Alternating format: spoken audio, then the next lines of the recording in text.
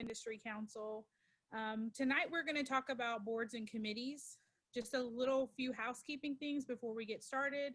This session or this meeting is going to be recorded. Just so you know, it will live on our website, so it can be viewed going forward. I'll have not started the recording yet, but for me, please. And then we'll go ahead and get started. Okay. Well, I just want to show you really quick what you're seeing on the screen. Hopefully you're seeing on the screen is our website, tnbeef.org. If you click on the Cattlemen's Corner section, hopefully my internet is going to cooperate with me. This is where you can find things that we have posted for you guys to see. At the top here, we have a link that goes to the presentations from our Beef Checkoff contractors from the summer business meeting. So you can click on that link and see all those. There are some other videos for you to see. Any forms that you might need are going to be right here. Some information about Masters of Beef Advocacy, understanding your beef checkoff, and of course, some BQA information. Then there's where you can submit your organization. If you sell direct to customer, you can submit to be part of our Tennessee Beef directory, so consumers can find your information on our website. And then right here where it says Cattlemen's Corner webinars, that's where this webinar and all previous webinars will live, so they can be viewed by others or viewed at a later time for people who weren't able to make it to the meeting. And then going forward, this monthly format is going to change to a quarterly format. So there will be a meeting next month in October on the 26th at 6:30 p.m. That meeting is going to be the first of our quarterly updates. So we're just going to start talking about what has happened in the last quarter, give the producers an update on what's been going on with your beef checkoff, and kind of an overview of what happened in our board meeting, because our board of directors does meet every quarter. Lastly, I just want to point out at the bottom of that section, I'm sure some of you found this webinar invite from the producers newsletter, but if you're not subscribed to the Tennessee Cattle Producers newsletter, you can do that right here at the bottom. I just send out a newsletter quarterly to let you know what's going on with the beef checkoff, program updates, and any new information like this webinar. So without further ado, to make sure we make the best of our time, I'm going to hand it over to Sarah Metzler. She is the Director of Organizational Communications for the Cattlemen's Beef Board, and she is here to tell us all about committees and boards that make decisions for the beef checkoff. Sarah, are you there?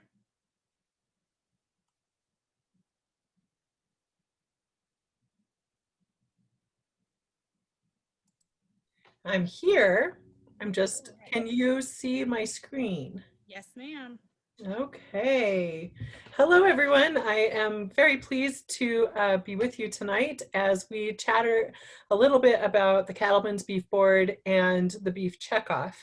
My role in the organization is the Director of Organizational Communications, and it's partly my role to speak to producers across the country, to talk to them a little bit about how the checkoff works, as well as where your money is being spent in your checkoff dollars, and to work with lots of different groups, including the Tennessee Beef Council and the other beef councils across the state. So I welcome this opportunity to have a little bit of time with you. Christina is going to be kind of looking at the chat box. So if you have questions as we go along this evening, please put them in the chat box, and we will try and answer them as we go. That way, you know, this presentation kind of builds upon itself, so it'd be great to get some of those questions out of the way. There will be a little bit of time at the end to go through even additional questions, and I also have some of my contact information, so please feel free to reach out at that point. So I'm going to start at the beginning a little bit to talk a little bit about why we have a checkoff in the first place. Now, some of you, I recognize a couple names on here tonight, but some of you may have not even been producers at the time of the checkoff when it was created in the 80s, but let me just give you a snapshot. Not so long ago, in the late 70s and early 1980s, our beef demand, basically the sentiment that says to a consumer, boy, I really want a steak, the demand factor, was not doing so great. We had some uneven practices in terms of our product. We had some safety issues, and quite frankly, we had a pop culture issue. And some of the examples on your screen, you will notice some of the things that were really the tipping point. The first one is that, are you seeing my slides, Christina? I just want to make sure.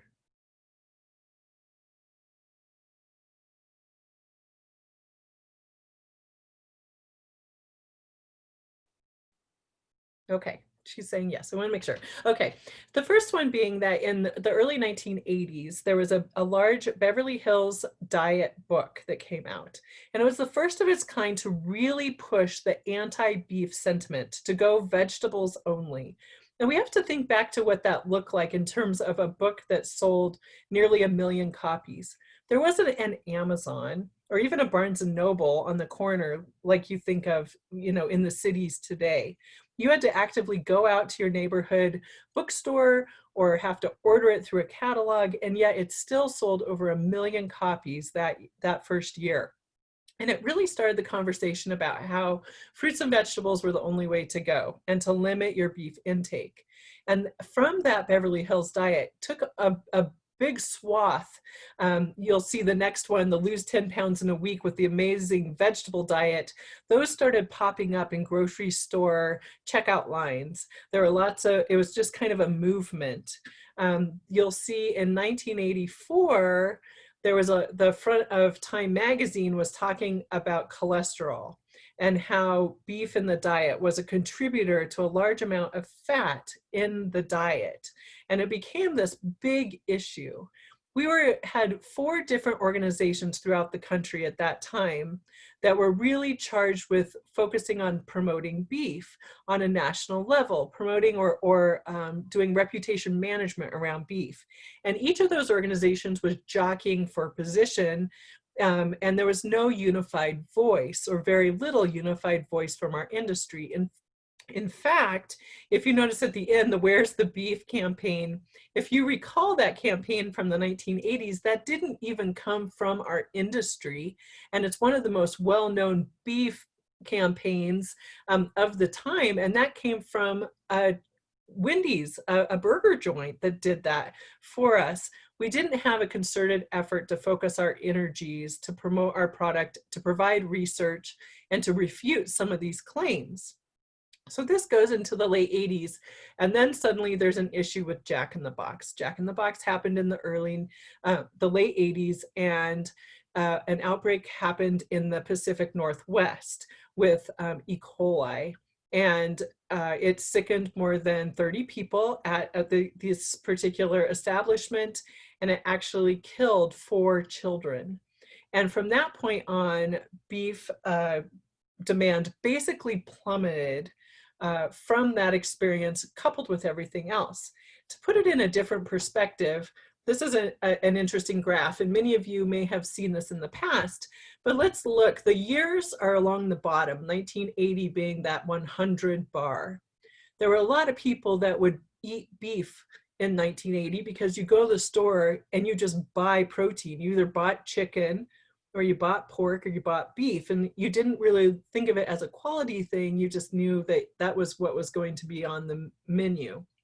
But as you can see, as these other different topics start coming into play in the 80s, demand starts falling, whether it was the mainstream media, whether it was inconsistencies in our product. And you can see as it falls, the cattle producers during the early 80s, we lost nearly 40% of our ranches across the United States due to the fact that nobody was buying our product, or fewer people were buying our product.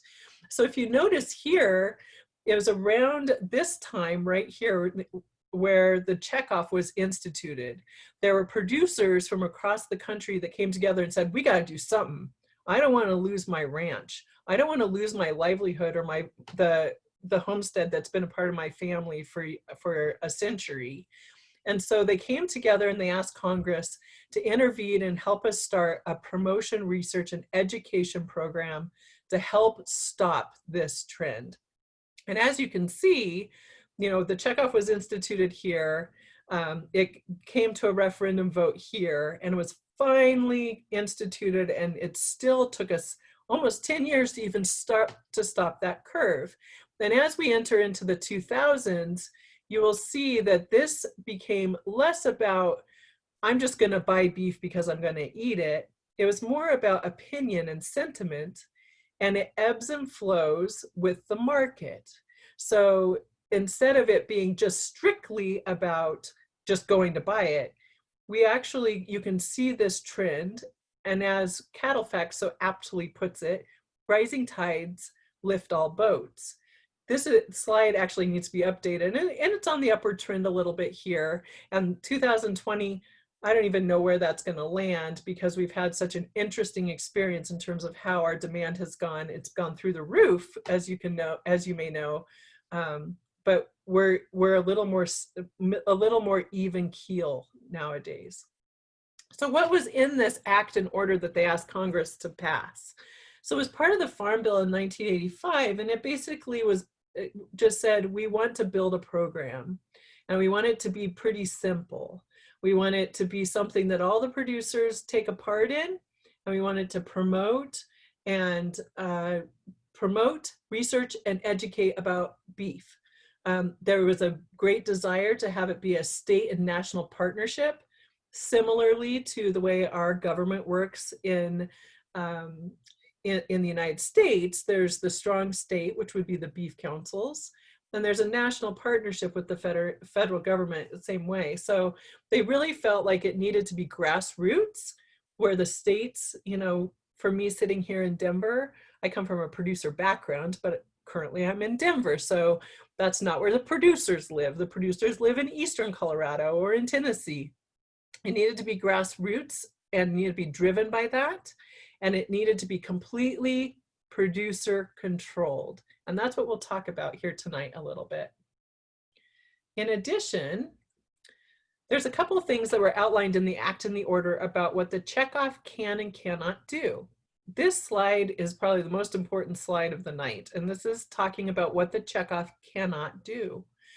Under the law that was passed by Congress, we cannot use checkoff dollars given to us by the producers to influence government policy and action. And that includes no lobbying and no statements for, against, or otherwise on anything that would be seen as a political or policy movement. We cannot use it for any unfair or deceptive practices. In other words, everything that we say has to be fact. We can't reference any particular brand or trade name without approval from the CBB or USDA. So whether that's certified Angus beef or whether it's Heinz ketchup, all of those things have to be approved through the USDA before that partnership can happen. And we can't disparage other commodities. We can't just come out and say beef is better than chicken or beef is better than Impossible Burger. We can do it as a fact-based situation where we can say, here is the nutritional value of beef and here's the nutritional value of chicken, and the data speaks for itself. But we cannot go specifically up against another commodity, and particularly another protein. Now, what can we do? Let's talk about this for a minute. It's written in the law that the checkoff is a catalyst for change, and it's designed to stimulate the supply chain to increase beef demand and to sell more beef and for consumers to buy more beef. So think of it as the sentiment where you're sitting at home on a Friday night and you're like, what am I going to have for dinner?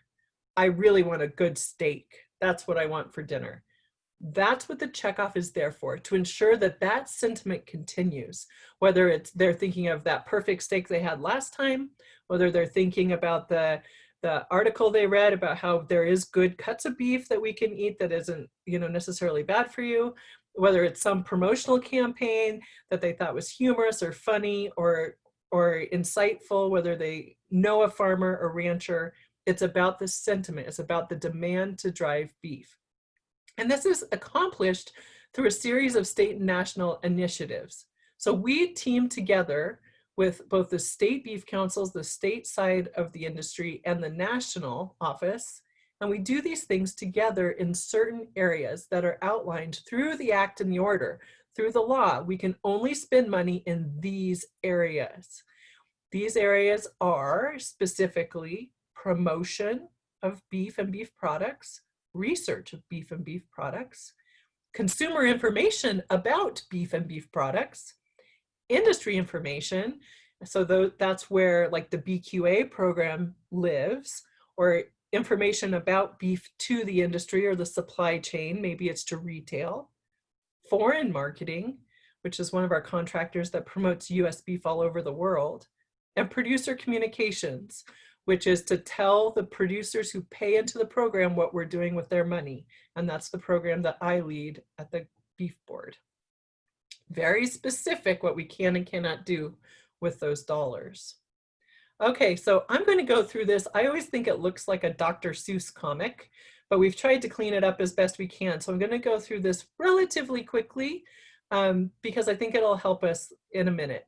So basically, you'll see across the top, if you're a dairy, beef, or veal producer, you pay $1 into the program, and your dollar goes to the Beef Council. The Beef Council keeps 50%, 50 cents of that dollar, and 50 cents of that dollar goes to the Cattlemen's Beef Board for national programming. At the state level, they can choose to either put some dollars into the Federation of State Beef Councils to do their own kind of deep dives in different areas of the country, or they can put it into specific state programs, which Tennessee does a great job with some of their state programs there in your state. So that 50 cents is controlled by your state board, and you make decisions there. The 50 cents that goes to the Cattlemen's Beef Board is gathered, and we'll go through a little bit of this conversation. It goes on to a group called the Operating Committee. We'll talk about this in a minute, but the Operating Committee is 20 producers from all over the country that ultimately decide where those dollars are spent. And those dollars can only be spent on national programs. So together, the state programs and the national programs come together, but remember, they are to promote, research, educate beef. So together, again, it's that state and national program. In addition, if you are an importer, which is, I get this question a lot, if you're an importer of beef in this country, you also pay $1 for either per head or the equivalent if you're bringing in boxed beef. And therefore, because they pay $1 as written in the law, they also have a say, and they are part of the Cattlemen's Beef Board, and I'll show you that in a minute. But those dollars that are paid by importers through customs and such come directly to the Cattlemen's Beef Board here, and then onto the Operating Committee. It can be kind of confusing, but we'll talk about some more in a little more detail here in a minute. So what happens? People ask a lot about how the USDA is involved with us. So ultimately, the Secretary of Agriculture, the USDA, has oversight over the Cattlemen's Beef Board. The commodity programs, there are 21 checkoffs in the United States. Strawberries, avocados, pork, eggs, Christmas trees, popcorn, cotton, they all have checkoff programs that are run through the USDA. Beef is one of them. Beef is one of the big ones, if not the biggest checkoff program. So they ultimately oversee all the commodity checkoffs through those laws that were passed to create them through Congress. And then, so ultimately they have overarching, administrative authority over us or with us. Then from there, it's the Cattlemen's Beef Board. The Cattlemen's Beef Board is part of that law. So therefore, we work very closely every single day with the USDA. And then the Cattlemen's Beef Board ultimately has authority over the state beef councils. We qualify them as a state beef council in the first place, which is a whole process. And those state beef councils, of course, are the ones who collect the dollar in the first place and send the 50 cents back up to us. So this is kind of the administrative structure in a nutshell. And this is important for when we talk here in a minute. So who's on the Cattlemen's Beef Board? This is our officer team right now. Jared Brackett from Idaho, he's a cow-calf producer in Filer, Idaho, is our current board chair. Hugh Sandberg is from Colorado. In fact, I think all of our guys right now are cow-calf guys. So we have one from Indiana, Norm Voiles is our secretary treasurer, and our most recent past chair is Chuck Coffey out of Oklahoma. So altogether, we have currently 99 board members on the Cattlemen's Beef Board that are appointed by the Secretary of Agriculture.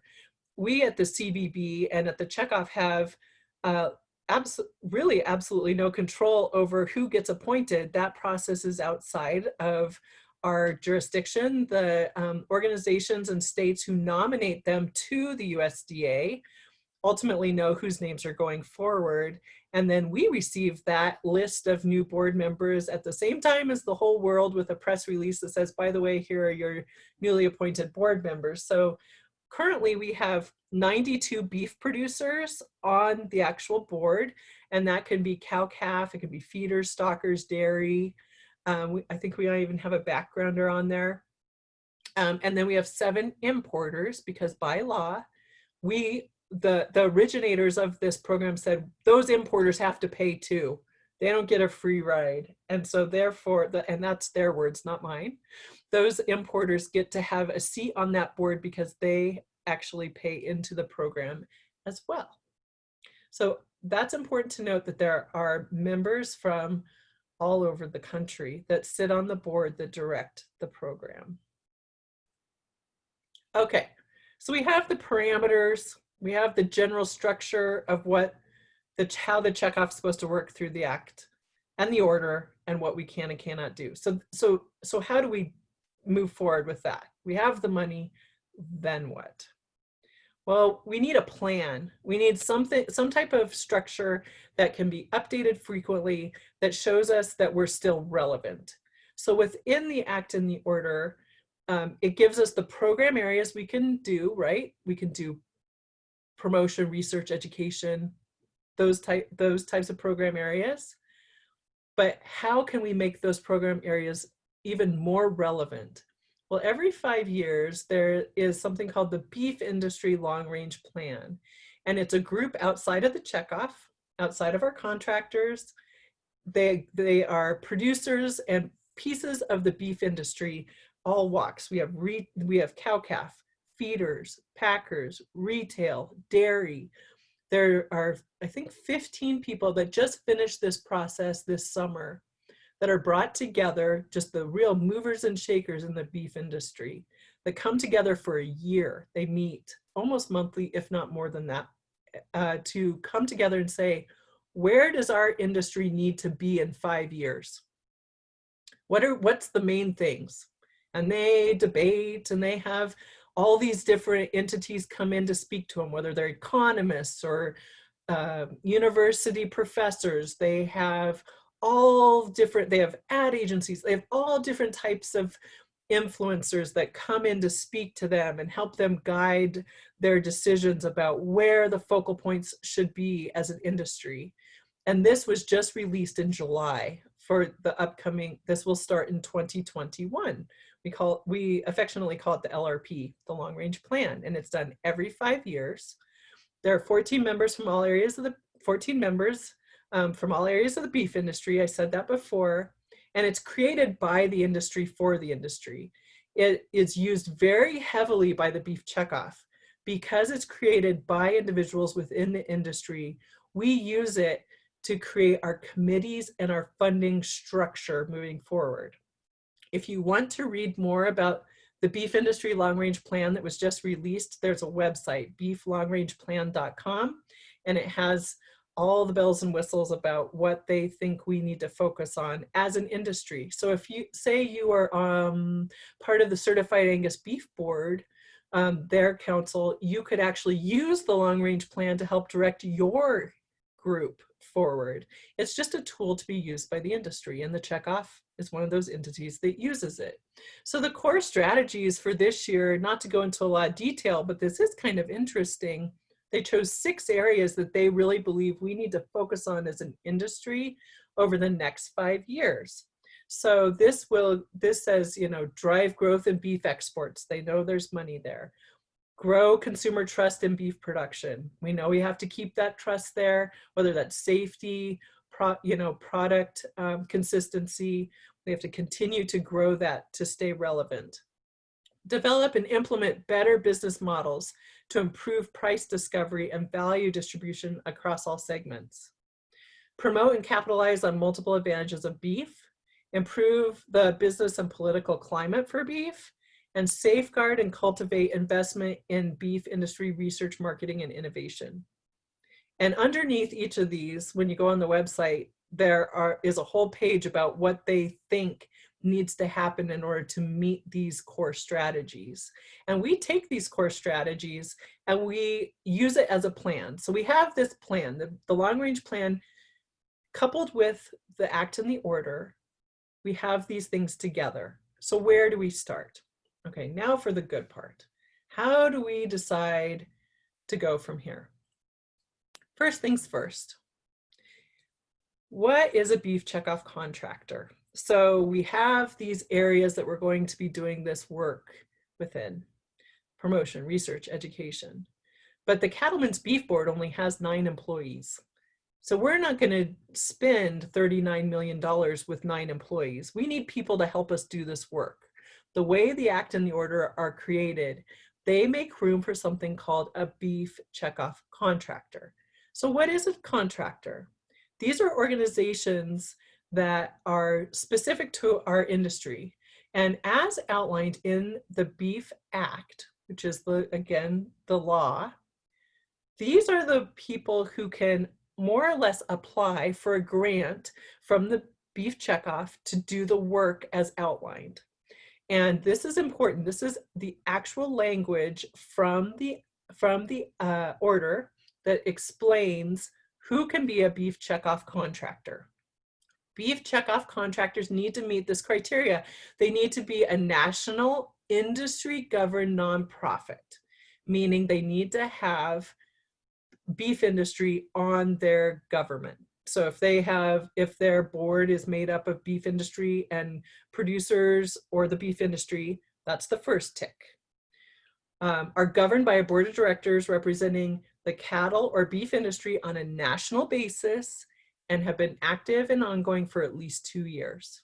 Those are the 3 pieces that they need to meet in order to be a contractor to the Beef Checkoff. So people ask us, like, how did NCBA become a contractor? How did USMEF, Meat Export Federation, become a contractor? They have met these 3 criteria. It's actually pretty basic. So once you know that you can be a contractor, then what do you do? Well, the first process to becoming a contractor and doing work on behalf of the checkoff is something called an authorization request. And if any of you have ever done a grant request, it's very similar. It literally is a large format form. There is a call out to every national contractor. Those organizations that meet the threshold to become a contractor get communications from our office every spring, early summer. I think it's usually around May. We send it out and say, the process is open. Authorization request, here's the form. Here's what you need to do. And if you want to come forward with a project or program within these guidelines, you meet the criteria. Here you go. So this is open to any of those organizations, and they're submitted. They go through, they have what they're going to do with the checkoff dollars and how they're going to do it. It's a grant application, more or less. And those ARs are turned into the Cattlemen's Beef Board. And they go, I think I have it here. Let's see. So you can see, this is a little bit about what's in it. The name of the contractor, how much money they're asking for, the scope of the work, what their outcomes are going to be. And that's really important. They have to meet certain goals, or they have to strive for certain goals. So say they're doing a series of webinars. Maybe they're doing a monthly webinar about the checkoff. Let's just use this as an example. They will have to say, I'm going to do 12 webinars this year, and there will be 150 people on each one. And then they have to account for that. They have to go forward and account for each of those and say, well, we only had 98 this month, but we're going to make it up next month. And so there are very strict outcomes and measurable objectives in each of these that they must meet should they get funding. If you want to see what the ARs look like for this year, which is about to start this week on October 1st, they're on our website, drivingdemandforbeef.com. If you just look up authorization requests, you can pull them up and see what those look like. But that's where it starts. Literally a grant application, we call them authorization requests. We gather those up in the early summer, and we bring them to what we call the summer business meeting. And at the summer business meeting, we have committees of producers that gather. And those checkoff committees are based around the topics of the long-range plan. So remember how the long-range plan said we need to work on foreign marketing of our product, the beef exports. You'll notice there's an export growth committee. There's some about using innovation and continuing that process. So each of these committees is made up of 20 members of the Cattlemen's Beef Board and 20 members of the Federation of State Beef Councils. So there again is that state and national partnership. So there's state voices and national voices, and they're from all over the country, and they come in together, and each of the possible contractors go up in front of these groups and say, what do you think of my proposal? I'm looking for feedback. You know, do you like it? Do you think if I do a series of webinars on the checkoff, if I do a monthly, will there be enough interest to keep them going for 12 months? And they actually create, by the end of 2 days, those committees create not only comments that go back to those contractors, but they're actually graded and rated with actual figures so that they can say, out of everybody who presented to the innovation committee, for instance, only 2 of them got above a 4. So maybe those are the ones that are the most popular. So if you're a contractor and you've just presented a possible grant request to a committee in innovation and got a low score, you have the opportunity to go back and revise it before the next step. So these 5 up here are all committees, and then these purple ones are called working groups, which are also committees. The working groups are more things that go through all parts of the checkoff. And so this structure right here was connected to the last long range plan. So these committees will be sunsetting at the end of 2020, and we will be going into new committees. Remember how the long range plan just launched in July? So our structure is changing because our focus is changing, as it should. As a checkoff, we need to make sure that we continue to be relevant. You'll notice that they're not that different. You'll see we have domestic marketing and international marketing. So there will be producers put onto these committees starting in February. There's a consumer trust committee, there's a nutrition and health committee. Product innovation and safety is new, and stakeholder engagement is relatively new too. So all of those producers will be shifted on to new committees, but again, there will be about 40 producers on each of those committees giving feedback to these ARs. So then the ARs, you're a contractor, and you've put forward your kind of application, your authorization request, and you said, I really want to do 12 webinars. And they've come back with comments saying, I think you should just do 4. I think they should be every 3 months, and you should have a whole panel. So from there, you can go, from there, the contractors can revise their proposals, and they go to something called the operating committee. The operating committee meets every September. They just met a couple weeks ago. And the operating committee is again made up of 10 Federation of State Beef Council members appointed by their peers, 10 members of the Cattlemen's Beef Board appointed by their peers. And they take all that committee feedback, all that scoring and rating that happened in July when they all met for a couple days, and they take all that into consideration, and the contractors who want to get funded go in front of, again, another committee of producers. And those producers sit down in a room for 2 days, and they, over the course of those 2 days, grant out about $38 million. And it's based on feedback from the producers, all those producers that met up, all of those different meetings that have happened behind the scenes. All of that comes together, and they have something called the operating committee. It's quite a group to be a part of a 20-member committee that gets to decide on $38 million. But it is a very careful process. They take into account many different things when they're funding these contractors. One thing that I haven't mentioned is that when these contractors come forward, they work on a cost recovery basis. So they actually have to do the work for the checkoff and then submit their receipts and their work logs in order to be reimbursed for that money. So nobody just gets a check at the beginning of the fiscal year to go forward and do work. They have to actually do the work and then submit their time and their bills and their support in order to do that. So, okay, so continuing on. So who are contractors right now?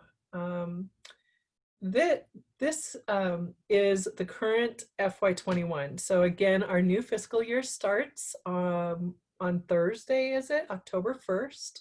These are the contractors that have funding from the Cattlemen's Beef Board for the next 12 months. NCBA, of course, National Cattlemen's Beef Association, is our largest contractor. They come forward with a significant amount of authorization requests to get vetted and funded through the committees. The Cattlemen's Beef Board actually is its own contractor. That's my program with Producer Communications is funded through that process so that I get to come out and speak with you. NAMI, the North American Meat Institute, does a lot of work with processed beef and some research. MICA, Meat Importers Council of America, they work specifically with a subcontractor, which we'll talk about that in a minute, NEBPI. So we'll talk about them in a minute. The National Institute of Animal Agriculture, they work specifically with the Animal Antibiotic Symposium, and specifically to antibiotic resistance and to bringing together both human and veterinary health officials so that they can continue that conversation. American Farm Bureau Foundation for Education and Agriculture, their foundation does a lot of work around the education pieces. Currently, they're building curriculums for both middle and high school students, particularly in high population dense areas, to teach them about agriculture. USMEF is United States Meat Export Federation. They promote US beef all over the world, do all kinds of amazing projects through their stationary offices in these countries. It's not a lot, I mean, there's a lot of flying involved, but they actually have, Japan offices and Korean offices and European offices and South African offices that work with the people there to promote US beef. FMPRE, let's see, Foundation for Meat, Poultry, Research and Education. They do a lot of research specifically around salmonella and making sure that our supply is safe. Now, if you are an organization that can't quite meet those criteria that I outlined earlier to be a full contractor, you can actually be a subcontractor, and you can work with one of these organizations that do meet those criteria in order to do work on behalf of the checkoff. So the New York Beef Council is actually working with NAMI this year to do their veal promotions, particularly because in New York and in the Northeast, there's a lot of veal in that part of the country. As you move west, there isn't as much dairy and veal. So New York Beef Council is a great partner for NAMI because they sit right in the middle of veal country, especially in the city. Northeast Beef Promotion Initiative. That's a mouthful, but boy, do they do some great work. They're a subcontractor under MICA. MICA actually does not do any work on behalf of the checkoff. They are a conduit in order for this organization to do work, and their focus is again on the Northeast, where there is a lot more humans than there are cattle, and there's a lot of opportunity to promote beef in a place where there's more humans than there are cattle or cattle ranchers. So what's great is some of these states like Nebraska, Kansas, Wyoming, where they have a lot of cattle but not as many humans, they can actually put some of those dollars, that 50 cents that they gather up, put that into the Northeast area and promote beef where there's a lot more humans to promote it to than within their own state. So they do a lot of amazing work with restaurants and nutritionists, and they work across, I think it's 11 or 12 different states up in the Northeast. So to kind of finish up, I know that's a big mouthful. I know there's probably going to be some questions come up. I have put on the screen my contact information. You're welcome to call me, email me, or go on our website to look up some of this information. We're happy to chat. Greg Haynes, who is our Cattlemen's Beef Board CEO, also is very open to questions and comments from producers. So I just want to let you know we're very open to that. Are there any questions right now? I'm kind of monitoring chat. I'm not seeing any on here. I can go backwards into the slides if there's any questions. Just if you scroll down to the bottom of your screen, it'll pop up with a little chat function and you can type in your questions. You guys have any questions for for Sarah and the Cattlemen's Beef Board? Now is the perfect time to do that, and that's exactly why we're having these meetings. And of course, you know, just like Sarah said, she is always open to questions. Their office is always open to questions with their contact information. So please, if you have any questions at all, or even questions for me with the Tennessee Beef Council, please put those in the chat. We'll give you guys a couple minutes just in case someone's typing. We definitely don't want to cut you off if you have a question. Let's see. And I apologize, Sarah, I wasn't able to monitor the chat during, I couldn't see it.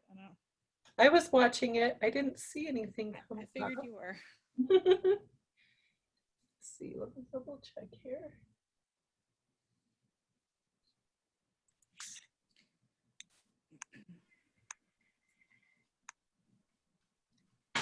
The other thing too that I will say is that you have some great Beef Board members in Tennessee and around your region. I would, always reach out to Christina and Valerie in the Tennessee Beef Council. They're very active. We work very closely with that Beef Council. We love that we have such a great relationship at the state level. So if it's too much to reach out to us at the national level, reach out to your state beef council. You'll be amazed at what they do on a daily basis to support you out there and to help with the efforts of just getting the word out about what a great job producers do on a daily basis to begin with, as well as all the new trends and new campaigns and the great work that's being done with checkoff dollars all over the country. So with that, again, thank you so much for your time. Yeah. And I'll let Christina round us up. Thank you, Sarah. I really appreciate you taking the time to come on and explain those new committees to us. And definitely if we get any questions, I'm if you have questions for Sarah that you think of afterwards and you don't want to contact her, you like she said, you can contact me. We're keeping very good contact with the Cattlemen's Beef Board, and I can always ask those questions should I need to. So we're going to go ahead and close this out. I did not make a slide with my contact information. I didn't even think about it. But you can always email me. My email is super easy. It's cdavis@tnbeef.org. Or you can call us at the office. You can just Google our office number and give me a call there. And we appreciate you spending some time with us tonight. Thank you so much for being here. This was recorded, Kimberly. We did record it. It will live on our website. Give me just a couple days. Actually, I will go ahead one more time here. And I'm not sure if you can see my screen. Let me see if I can share and show you exactly where you'll be able to find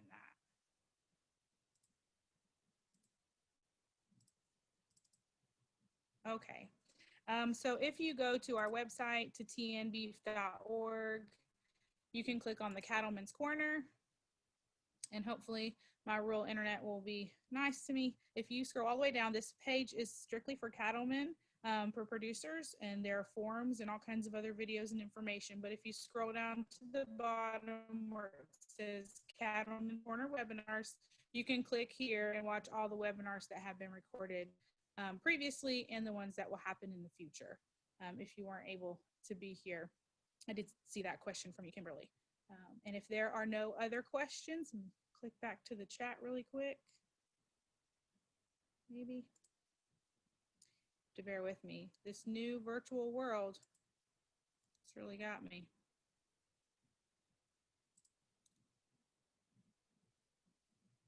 Okay. All right. Well, I don't see any other questions, so we're going to go ahead and close out. Again, Sarah, thank you for being here with us, and I appreciate everyone for being on. And you guys have a great night.